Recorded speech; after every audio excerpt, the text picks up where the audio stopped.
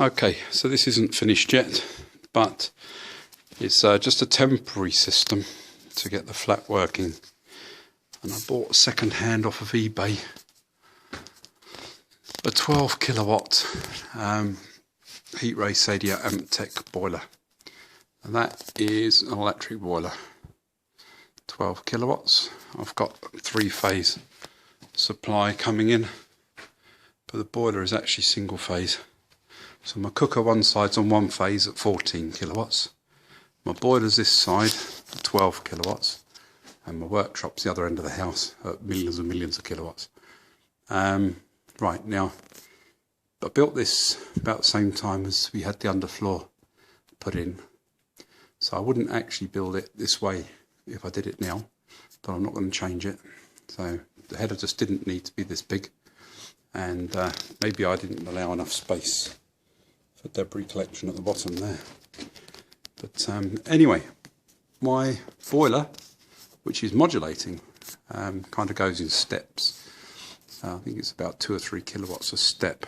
It's got a flow switch inside. So I get a demand, pump runs, demand signal goes to the heater, operates a relay, switches the huge cables which aren't connected yet to that thing, 6mm I think it is. Starts circulating water around my header. My expansion vessel is connected in as close as possible to the inlet port. Naughty but nice. Expansion valve up there on the flow. The pressure gauge in the top there. Automatic air vent. Low loss header.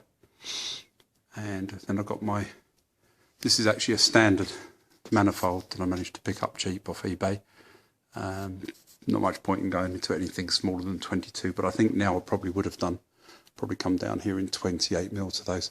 I'm going to have some pretty high velocities going on in those pipes at times. And of course the manifold isn't really kind of size I need for the job, but it's all a temporary situation.